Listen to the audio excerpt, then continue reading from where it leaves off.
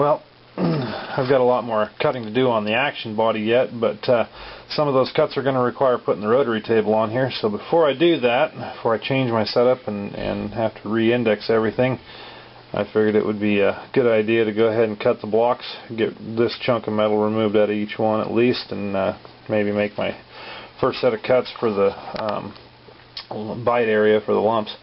And so that'll save some time not having to switch setups back and forth. I can do these cuts and make a few of the other cuts on these blocks before I change and go back to working on the action.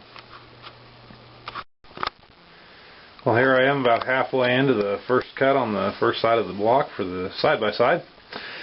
You can see it's just another day of taking off metal.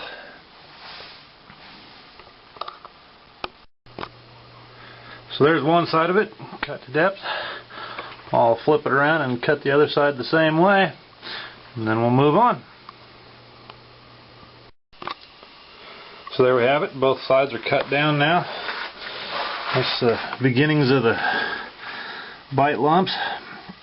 What I'll have to do now is I'll take it out of the vise, stand it up on end, and face one of these ends to be true to this edge here so that it matches the same angle as the breech face on the action, and then I'll be able to cut it off to length and face the other end of it before I start drilling into it and boring it out for the barrels to sleeve into, or thread into rather. Anyways, that's the next step in it. At some point I'll also have to come in here in the next day or two and cut in for the notch for the bridge and also for where the bite lumps are. So those will be the next steps in this process. Well, as you can see, I've surfaced the face off here so that it's nice and square and true to everything. You can also notice that I took a notch out of the lump here. That notch is because the hole for to receive it that's closest to the breech face doesn't go clear to the corner of the breech face. So I've got to remove this material so it'll drop in eventually. And you can see, maybe you can see this little line here, that's where I got just a little too close to the bottom of the water table, where this is going to make it up to the water table, and took just a thousandth or two off of it. I'm not really worried about it. It's all going to come off of there anyways, and it's going to disappear because this corner, of course, has to be radius to match the corner of the joining between the water table and the breech face. So that little mistake on my part will disappear when I go to fit it up. Next part is to cut it to length and then face the other side. And then I can start into some drilling and boring operations to open those holes up.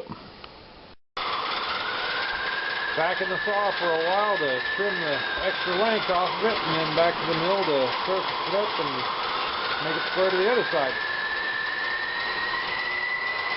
Say hello to Bridget, the wonder dog.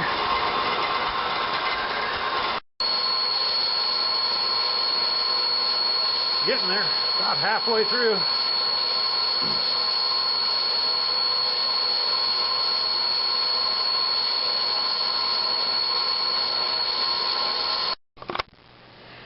Well, here we are back in the mill again.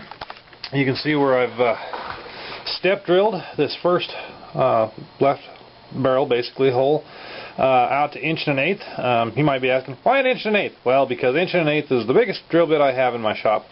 What I'll do is I'll move over and step drill this one up to 1 1/8, and then I'll do the boring work on my lathe.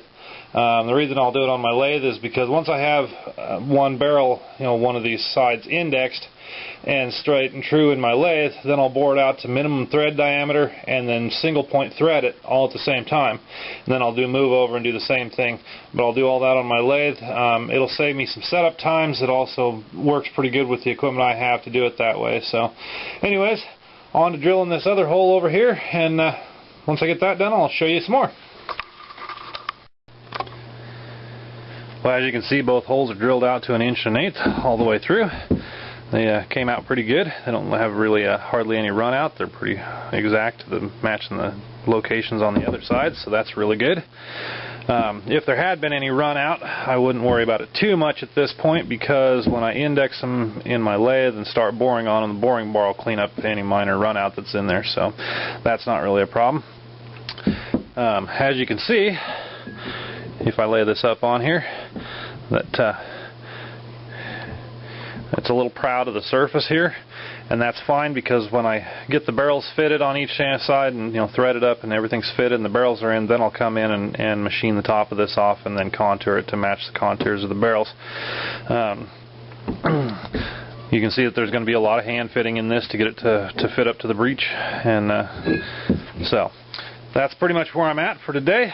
I'm going to be out of my shop tomorrow for most of the day, and Friday I'm going to try and make the single shot monoblock look like this one does. So that'll probably be the last update on the side-by-side for this week. It'll probably be next week before I get everything set up in the lathe and start cutting and showing you how I thread this. So that's it for now,